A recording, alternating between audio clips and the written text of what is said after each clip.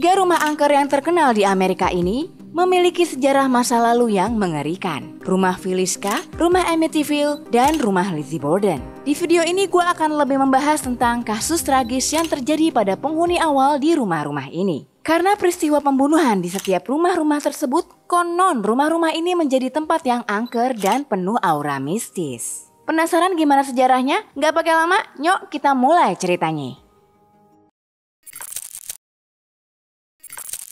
Pada tanggal 10 Juni 1912, 8 orang dihabisi nyawanya secara brutal di rumah kediaman keluarga Moore di Villisca. Mereka adalah Josiah Moore, sang ayah berusia 43 tahun, Sarah Moore, sang ibu berusia 39 tahun, dan anak-anak mereka, Herman berusia 11 tahun, Mary Catherine berumur 10 tahun, Arthur 7 tahun, dan Paul 5 tahun. Serta dua anak lainnya yang kebetulan sedang menginap di rumah keluarga tersebut, bernama Lena Stillinger 12 tahun dan Aina Stillinger berusia 8 tahun. Gua akan cerita dulu sejarah nama Villisca yang akan menjadi lokasi kasus ini. Rumah Villisca terletak di negara bagian Iowa, Amerika Serikat. Sejarah pemberian nama Villisca adalah dari seseorang yang bernama D.N. Smith. Smith meyakini bahwa kata Villisca berasal dari bahasa suku Sac dan Fox dari suku Indian, yang artinya adalah tempat yang indah atau pemandangan yang indah. Tapi sejarawan masa kini menganggap Smith justru salah mengambil kata dan keliru mengartikannya. Arti nama Villisca itu sendiri adalah tempat yang jahat atau tempat di mana iblis berada. Rumah Villisca dibangun pada tahun 1868 dan pada tahun 1903 dibeli oleh seorang pengusaha lokal bernama Josiah Moore. Rumah ini cukup sederhana dan memiliki 3 kamar. Keluarga ini terbilang cukup harmonis dan disukai oleh lingkungan rumah mereka. Sampai pada tanggal 10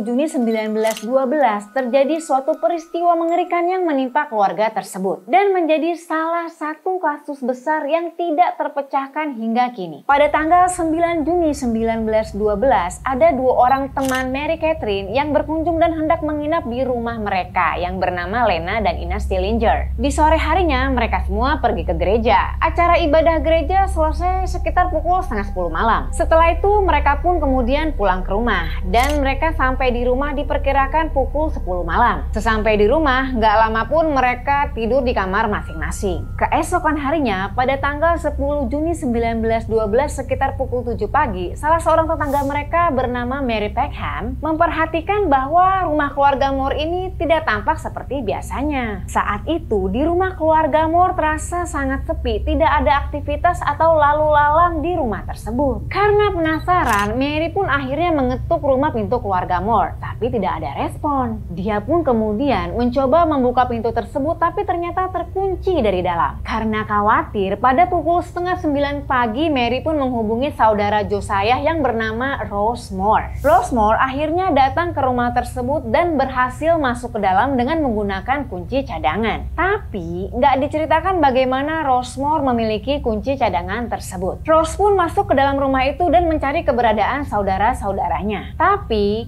Rose nggak menemukan siapa-siapa di dalam rumah itu. Lalu ia pun mencari ke kamar yang berada di lantai bawah. Dan setelah ia membuka pintu lantai bawah rumah itu, ia menemukan Lena dan Aina Stillinger dalam keadaan bersimbah cairan merah. Dia pun melihat sekeliling dan ternyata seluruh anggota keluarga di rumah tersebut, Josiah dan Sarah serta keempat anak mereka dihilangkan nyawanya dengan cara yang sama, yaitu kepala mereka dikapak dengan sadis dan kondisi mereka pun terlihat sangat mengerikan. Dan akhirnya Rose pun segera menghubungi polisi. Menurut kepolisian, penghilangan nyawa ini dilakukan pada saat para korban sedang tertidur, sehingga mereka sama sekali nggak sadar akan bahaya yang mengintai mereka. Ada satu hal nih yang mendapat perhatian dari polisi, yaitu Lena Stillinger diketahui sempat melakukan perlawanan. Ia ditemukan di sisi kasur dengan tangan yang terluka, yang menjadi bukti dari dugaan bahwa ia sempat melakukan perlawanan. Dari kejadian itu banyak orang bertanya-tanya, apakah sedemikian senyap cara si pelaku ini mengeksekusi 8 korbannya? Apakah para korban tidak sadar dan tidak mendengar ketika orang di sebelah mereka sedang diserang? Bahkan yang lebih mengherankan lagi nih, para tetangga tidak mendengar suara apapun pada saat kejadian mengerikan ini terjadi. Kapak yang digunakan oleh pelaku pun ditinggal begitu aja di salah satu ruangan rumah. Beragam spekulasi mengenai siapa pelaku pembantaian tersebut pun mulai bermunculan. Tidak sedikit orang yang meyakini kalau pelakunya masuk ke dalam rumah tersebut pada saat keluarga Moore sedang pergi ke gereja pada tanggal 9 Juni 1912, di mana pelakunya diduga bersembunyi di loteng sambil menunggu waktu yang tepat untuk menjalankan aksinya. Hal ini bisa menjadi dugaan karena ditemukan 2 puntung rokok di sekitar loteng. Berbekal penyelidikan oleh kepolisian diketahui tidak ada tanda-tanda seseorang masuk secara paksa ke dalam rumah keluarga Moore. Kepolisian akhirnya juga menemukan beberapa nama yang diduga menjadi tersangka atas kasus ini. Tapi di sini gue hanya akan mengungkap 2 nama yang paling dicurigai. Yang pertama, Frank Jones, pesaing usaha Josiah Moore. Sebelumnya, Josiah Moore pernah bekerja untuk Frank Jones, seorang pengusaha lokal yang lagi berkuasa saat itu. Terus Josiah ini ibaratnya resign, pamit dari bosnya si Frank Jones. Lalu dia memulai usaha sendiri dan beberapa klien yang sebelumnya udah percaya sama si Josiah akhirnya beralih ke si Josiah daripada ke si Frank Jones, yang mana diduga ini menjadi pemicu permusuhan bisnis di antara mereka. Sebagian orang percaya kalau Frank Jones ini menyewa pembunuh bayaran untuk menghabisi Josiah dan keluarganya. Tapi pada akhirnya tidak ada bukti yang cukup yang bisa mengaitkan Frank Jones dengan eksekusi sadis tersebut. Yang kedua, pendeta George Kelly, pendeta yang bermasalah. George Kelly adalah seorang pendeta yang berada di Villisca pada malam pembunuhan. Usut punya usut, dia mempunyai masalah kesehatan mental. Hal ini diperkuat dengan perilakunya yang aneh. Nah, gue akan rangkum dengan singkat nih. Pada malam sebelum kejadian, George Kelly ini terlihat menghadiri acara gereja yang sama yang dihadiri juga oleh keluarga Moore. Nah,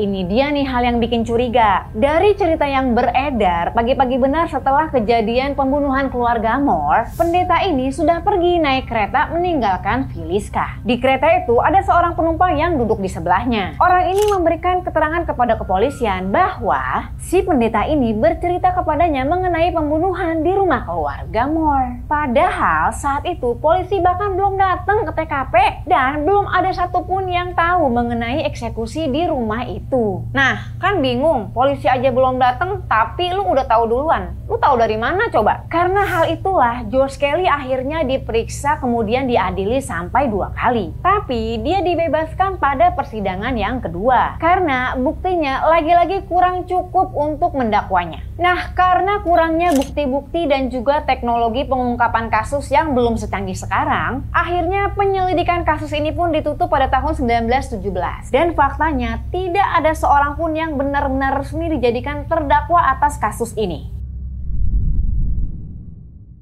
Singkat cerita, pada tahun 1994 rumah tersebut dibeli oleh pasangan Darwin dan Martha Lynn. Mereka membeli rumah tersebut bukan mau tinggal di situ. Mereka merapikan dan mengkondisikan rumah itu agar tampilannya dibuat semirip mungkin dengan tampilan asli pada saat keluarga Moore menempati rumah tersebut. Rumah itu pun dijadikan tempat wisata atau destinasi turis, bahkan menjadi tempat penginapan juga. Kalau para warga ada yang berminat nih mau nginep di situ, harganya sekitar $428 atau sekitar 6,7 juta rupiah. Mahal juga ya.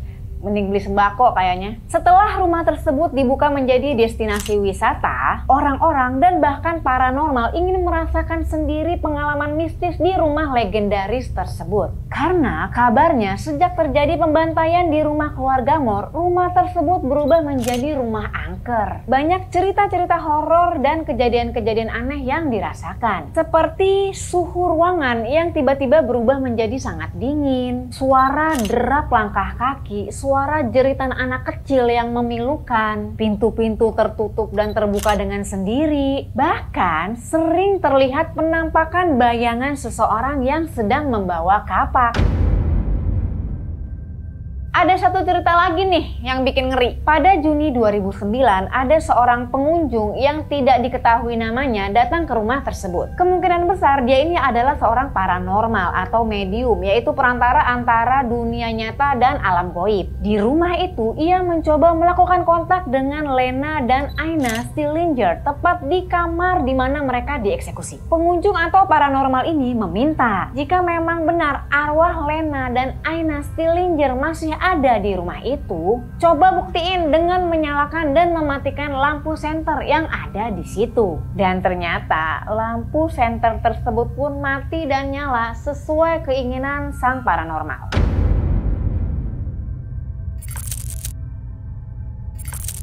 Amityville House. Pada tahun 1965, keluarga DeFeo membeli sebuah rumah yang terletak di 112 Ocean Avenue. Tidak banyak cerita tentang kehidupan keluarga tersebut. Tapi yang menjadi fokus dari kisah tragis di rumah tersebut adalah peristiwa penembakan yang terjadi pada tanggal 13 November 1974 yang dilakukan oleh Ronald DeFeo Jr. Sekitar pukul 3:15 dini hari, Ronald DeFeo Jr. alias Butch yang pada saat itu berumur 23 tahun menembak seluruh anggota keluarganya yang sedang tertidur. Sang ayah Ronald DeFeo, sang ibu Louise DeFeo, serta 4 adik Ronald DeFeo Jr. yang lain, yaitu Dawn, Allison, Mark, dan John. Yang anehnya di sini diketahui tidak ada tetangga yang mendengar suara senapan pada waktu kejadian. Lalu pada pukul 6:30 pagi, Ronald mendatangi sebuah bar yang bernama Henry's Bar. Dia teriak-teriak tuh di bar itu. Dia minta tolong ke orang-orang dan bilang kalau orang tuanya udah ditembak. Teman Ronald yang ada di bar pada saat itu pun segera menghubungi polisi yang kemudian menyusuri TKP. Ronald DeFeo Jr. bilang ke polisi kalau aksi pembunuhan tersebut dilakukan oleh seorang pembunuh bayaran bernama Louis Fallini. Nah, demi keselamatannya, Ronald DeFeo Jr. ini dibawa ke kantor polisi. Pada saat diwawancara, keterangan dari Ronald DeFeo Jr. ini nggak konsisten, suka berubah-ubah. Barulah keesokan harinya, Ronald DeFeo Jr. mengaku kalau dialah pelaku penghilangan nyawa seluruh anggota keluarganya.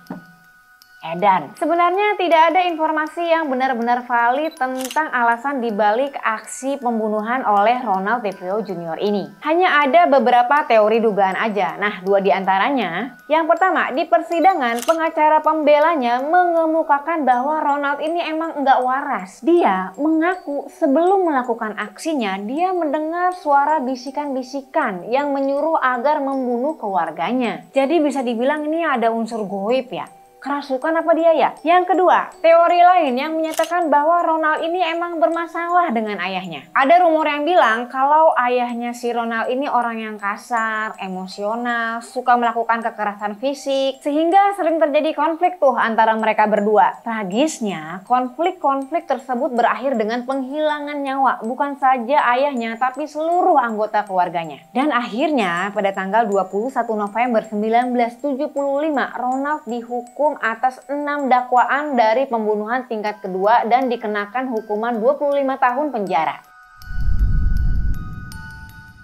Setelah peristiwa mengerikan tersebut, rumah itu pun akhirnya dijual dan dibeli oleh keluarga Lutz seharga $80.000. Penjual rumah sebenarnya udah memperingatkan keluarga Lutz nih tentang pembunuhan yang terjadi di rumah tersebut. Tapi mereka tetap memutuskan untuk membeli rumah itu dan pindah ke situ pada tanggal 18 Desember 1975. Keluarga Lutz ini terdiri dari sang ayah bernama George Lutz dan sang ibu bernama Kathy Lutz, serta 3 anak-anak mereka bernama Daniel, Christopher, dan Missy. Baru aja pindah, mereka udah digentayangi nih sama roh-roh jahat yang diduga merupakan arwah dari keluarga DeFeo yang dibantai. Dimulai deh nih kejadian-kejadian horor di rumah itu. Mulai dari suhu ruangan rumah mereka yang tiba-tiba dingin, padahal pemanas ruangannya lagi nyala. Suara bantingan pintu, suara derap kaki orang yang lagi jalan. Ada juga bau-bau busuk, bau-bau nggak enak di rumah itu.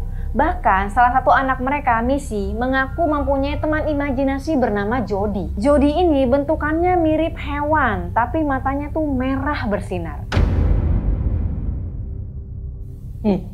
Serem ya? Dan yang paling aneh nih, yang bikin jantung dak-dik-dukser. George Lutz terbangun tiap hari pada jam 3:15 dini hari. Persis di mana waktu penembakan keluarga DeFeo terjadi. Nah loh, siapa tuh yang bangunin dia? George juga mengatakan aura di rumah tersebut sangat buruk sehingga mempengaruhi kondisi psikologisnya. Di mana dia jadi sering emosional dan mengakibatkan hubungan yang tidak harmonis dengan istrinya. Sedangkan Kathy, istrinya bilang dia sering sering mengalami mimpi buruk. Bahkan bisa melihat kejadian pembunuhan di mimpinya dengan sangat jelas. Dia juga mengalami tanda-tanda masalah kulit seperti kemerahan atau iritasi tanpa sebab yang jelas. Setelah 28 hari tinggal di rumah itu, akhirnya pada tanggal 14 Januari 1976 mereka meninggalkan rumah itu. Nggak kuat, nyerah. Ya iyalah, kayak uji nyali lu tinggal di situ, kayak ikut reality show rumah angker. Sepeninggal keluarga Watts, banyak aktivitas paranormal dilakukan di rumah tersebut. Dan yang paling terkenal, yang mungkin para warga udah banyak yang tahu ya, adalah Ed dan Lorraine Warren. Ed dan Lorraine pun memang banyak merasakan kehadiran roh-roh jahat di rumah itu. Banyak bayangan-bayangan mistis seperti anak-anak kecil yang juga diduga merupakan bayangan anak-anak keluarga DeVio. Ini satu lagi nih yang bikin merinding. Ed dan Lorraine berhasil memotret seorang anak laki-laki dengan mata menyala. Yang ada di lantai 2 rumah itu anak kayak lagi ngintip. Seakan-akan kayak lagi ngomong gini nih. Ih, ada tamu nih. Mereka juga bilang kalau rumah angker tersebut dikuasai oleh kuasa kegelapan atau iblis. Dan tanah tempat rumah itu berdiri juga merupakan tanah kutukan. Rumah Amityville ini juga banyak menginspirasi pembuatan buku-buku dan film-film. Tercatat kurang lebih ada sebanyak 16 film yang dibuat berdasarkan kisah dari rumah ini. Di antaranya film The Amityville Horror dan The Conjuring 2, The Enfield Poltergeist.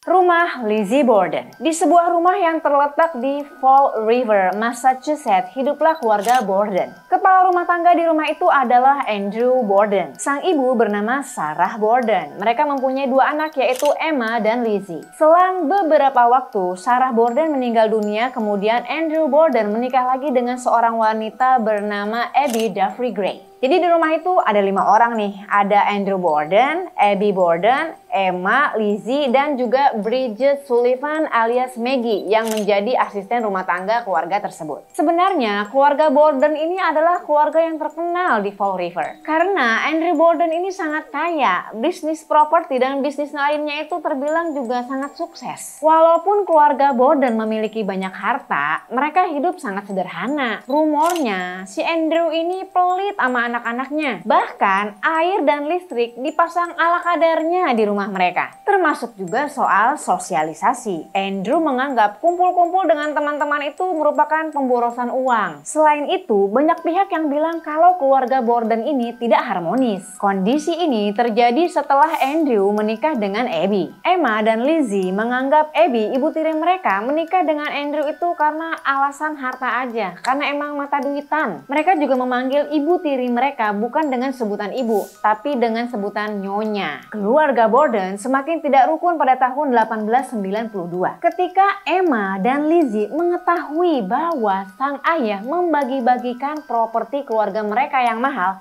kepada beberapa saudara perempuan ibu tiri mereka. Emma dan Lizzie diduga menyimpan sakit hati terhadap ibu tiri mereka. Lizzie pun makin merasa tidak betah di rumah itu. Hidup di rumah dengan ayah dan ibu tiri yang gak peduli, gak bisa kemana-mana, nggak bisa cari hiburan. Hal ini membuatnya berpikir untuk mencari jalan keluar dari masalah hidupnya. Sampai suatu hari terjadi peristiwa tragis di rumah tersebut. Orang tua Lizzie ditemukan tidak bernyawa di rumah mereka dan menjadikan Lizzie sebagai salah satu tersangka atas kejadian mengerikan tersebut. Apakah jalan keluar yang Lizzie pilih adalah dengan mengeksekusi kedua orang tuanya? Nah, para warga, berikut adalah kronologi penghilangan nyawa di rumah keluarga Borden berdasarkan saksi mata yang terkait. Tanggal 2 Agustus 1892, secara misterius seluruh penghuni rumah tersebut merasa sakit. Abby Borden merasa bahwa hal itu diakibatkan karena keracunan makanan. Dan hanya dia yang memeriksakan diri ke dokter pada saat itu. Tanggal 3 Agustus, John Morse, paman Emma dan Lizzie dari ibu kandung mereka datang berkunjung ke rumah itu dan meminta izin untuk menginap di situ. Menurut kesaksian John Morse, dia bangun di pagi harinya, tanggal 4 Agustus sekitar pukul 6 pagi. Pagi itu, sang asisten rumah tangga Maggie menyiapkan sarapan seperti biasanya pada pukul 7. Lizzie pada waktu itu nggak ikut sarapan karena masih merasa sakit. Kemudian, John Morse pergi pada pukul 8:30 pagi ingin mengunjungi kerabatnya. Pukul 10:40 Andrew tiba di rumah dari tempat kerjanya. Dia pulang lebih cepat karena masih merasa sakit. Setelah itu Andrew beristirahat sejenak di lantai bawah. Saat itu Abby ada di kamar atas sedang merapikan kamar tamu yang sebelumnya dipakai oleh John Moore. Sekitar pukul 10:50 sampai 10:55 Lizzie bilang kalau dia ada di lumbung di sekitar rumah mereka. Dan Maggie, sang ART, saat itu juga sedang beristirahat di kamarnya. Pukul 11:15, Lizzie yang sedang berada di lumbung mendengar suara dentuman keras. Lizzie pun segera berlari menuju rumahnya dan menemukan bahwa pintu rumahnya tidak terkunci. Sesampainya di rumah, Lizzie berteriak dengan sangat keras setelah menemukan Andrew Borden tidak bernyawa di sofa ruang tengah. Lizzie segera memanggil tetangganya Adelaide Churchill untuk meminta pertolongan. Maggie dan Adelaide segera ke lantai atas untuk memeriksa Abby Borden. Dan benar saja, Abby Borden juga ditemukan sudah tidak bernyawa. Andrew dan Abby dieksekusi secara mengenaskan dengan luka yang sangat parah. Pelaku dari kejadian ini diketahui menggunakan sebilah kapak untuk menghilangkan nyawa mereka. Andrew diduga ditusuk sebanyak 11 kali saat dia sedang tidur dan diperkirakan meninggal sekitar pukul 11 siang. Jasad Andrew ditemukan dengan kondisi wajah yang rusak dan sudah tidak bisa dikenali. Sedangkan Abby Borden diperkirakan ditusuk sebanyak 18 kali dan meninggal terlebih dahulu sekitar pukul 9 pagi. Jasad Abby ditemukan di lantai atas dengan kondisi tertelungkup di lantai, dikelilingi genangan cairan merah yang sudah terlihat gelap dan mengering. Nah, kronologi tadi dirangkum berdasarkan dari hasil investigasi, keterangan dari saksi mata, dan juga persidangan Lizzie Borden. Persidangan kasus Lizzie Borden ini dimulai pada tanggal 5 Juni 1893 di New Bedford. Sebenarnya ada 3 orang yang awalnya menjadi tersangka dari kasus ini, yaitu Lizzie Borden, Maggie, dan juga John Morse. Dari 3 orang tersebut, Lizzie Borden lah yang paling dicurigai menjadi dalang atas pembunuhan orang tuanya. Tapi pada saat itu tidak ada bukti fisik yang dapat memberatkan Lizzie. Pakaian Lizzie pada saat kejadian terlihat bersih. Dan walau ada kapak yang ditemukan di rumah itu, anehnya kapak itu juga terlihat bersih dan gak ada tanda-tanda bekas eksekusi. Nah, sama nih kayak kasus sebelumnya di mana teknologi pengungkapan kasus masih terbilang minim, bukti-bukti dan saksi-saksinya juga masih kurang. Akhirnya Lizzie Borden pun dibebaskan. Begitu juga dengan 2 tersangka lainnya. Dengan tidak ditemukannya pelaku dari kasus ini, akhirnya kasus ini pun menjadi misteri yang belum terpecahkan sampai sekarang. Ada juga teori yang bilang nih, kalau Lizzie dan Maggie bekerja sama dalam aksi penghilangan nyawa tersebut. Ya karena pada saat kejadian, emang mereka berdua yang ada di area rumah itu. Ada juga spekulasi mengenai seseorang yang memang masuk ke dalam rumah itu di pagi hari dan dengan cepat mengeksekusi 2 orang sekaligus walau berada di lantai yang berbeda. Ya, teori akhirnya cuma jadi teori. Setelah bertahun-tahun kemudian, rumah Borden pun dibuka menjadi wisata umum. Sudah banyak pengunjung dan paranormal yang ingin merasakan aura horor di rumah tersebut. Salah satu pengunjung bercerita kalau dia mendengar suara tangisan seorang wanita dan beberapa kali terdengar suara orang sedang membanting pintu. Aktivitas paranormal di rumah tersebut membuktikan kalau rumah tersebut seakan-akan masih dihantui oleh arwah-arwah gentayangan penghuni rumah Borden. Nah, itu tadi para warga 3 rumah angker yang terkait kasus pembunuhan. Walau ada bukti-bukti yang cukup meyakinkan, tapi semua kembali kepada apa yang diyakini masing-masing. Bisa dikatakan angker, tapi bisa juga dikatakan tidak. Bagi orang-orang yang tidak percaya sama hal-hal mistis, penampakan di rumah-rumah tersebut mungkin gak lebih dari ilusi optik. Dan suara-suara yang muncul ya dianggap seperti suara yang emang biasa sering terdengar di malam hari. Sementara bagi paranormal atau orang-orang yang memang percaya akan hal mistis pasti bakal bilang emang rumah tersebut ada arwah-arwahnya yang ingin kehadiran arwah-arwah tersebut diketahui oleh orang-orang di sekitarnya. Jadi balik lagi, tergantung orangnya masing-masing mau percaya atau enggak. Mau dateng, mau nginep di situ juga nggak apa-apa. Kali aja bisa ngebuktiin sendiri gitu kan. Ya daripada penasaran. Ya sekian dulu dari gue. Mohon maaf kalau ada kata-kata atau informasi yang kurang tepat atau penyampaian penyampaian gue yang dinilai kurang pantas. Tonton terus video-video gue selanjutnya, yang subscribe gue doain makin makmur. Mau lihat Godang? Lanjutkan, Merdeka Atawati.